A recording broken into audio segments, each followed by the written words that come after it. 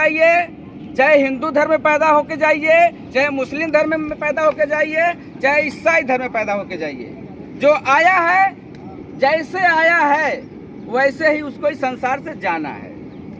हमारा देश कहा जाता है मेरा भारत महान। हमारा भारत महान है इसलिए कहा गया है कि मेरा भारत महान।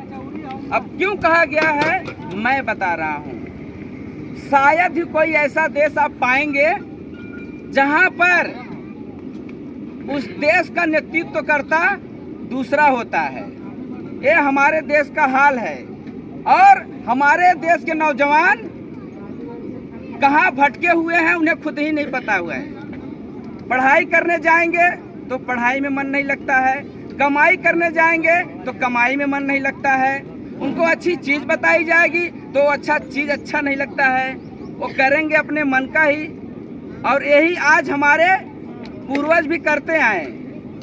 बहुत सारे महापुरुष पैदा हुए, उन्होंने सिखाया समझाया, अपना सब कुछ दांव पे लगा दिया कि भैया आप लोग भी देश और समाज के लिए खड़े होइए।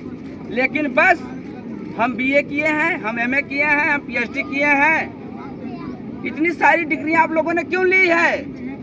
पहले कहा जाता था बाबूजी चिट्ठी आती थी, एक गांव में एक आदमी होता था चिट्ठी पढ़ने वाला, तो सभी ने अपने अपने बच्चों को पढ़ाया, चाहे जैसे पढ़ाया, जिस समाज में हो उस समाज में उन्होंने अपने बच्चों को पढ़ाया कि मेरा बच्चा पढ़ा लिखा रहेगा तो समाज में बोलेगा, डोलेगा, लिखेगा और समाज की समस्याओं का हल करेगा।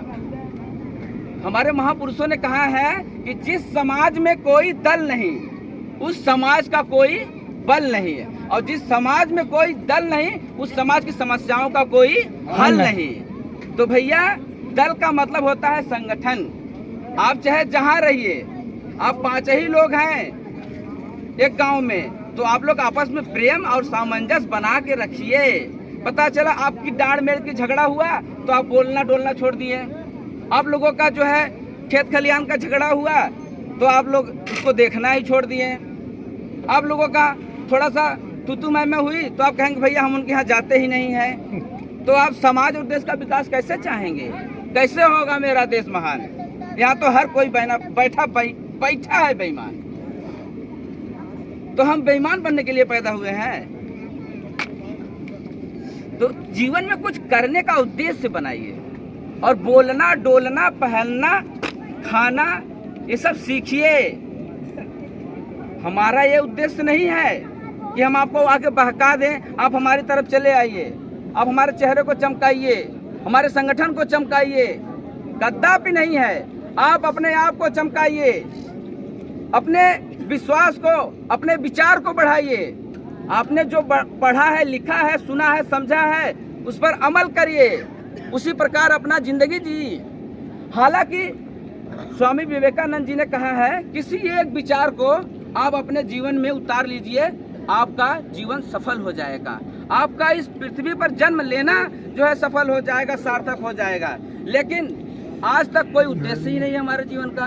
क्यों पैदा हुए, क्यों जिए, क्यों खाएं, क्यों नहाएं, क्यों घूमें, क्यों समाज में आए, कोई मतलब नहीं। खाना चबाना तो जानवर भी करता है, तो आप तो जान है जान। तो अपने अंदर वो जान डालिए कि जहां खड़े हो जाइए पता चले भैया कोई आ गया है। कदम चलो ऐसा कि निशान बन जाए, काम करो ऐसा कि पहचान बन जाए। यहाँ तो जिंदगी सब काट लेते मेरे भाइयों, जिंदगी जियो ऐसा कि मिसाल बन जाए। ये जो मैं चिल्ला रहा हूँ ना, इसका मतलब ये नहीं आप सुनिए और सुनकर घर पर चले जाइए, भूल जाइए। कम से कम यहाँ 100-200 लोग हैं, तो ये 100-200 लोग थोड़ी थोड़ी चर्चाएं अगर एक एक लोग से भी करेंगे तो 200 लोग हैं तो 400 लोग हो जाएंगे। 400 हमारा समाज सुधरा? नहीं तो हम पढ़े लिखे भी हैं, हमारा घर है, हमारा देश है, हमारा समाज है, लेकिन यहाँ राजा कोई और है।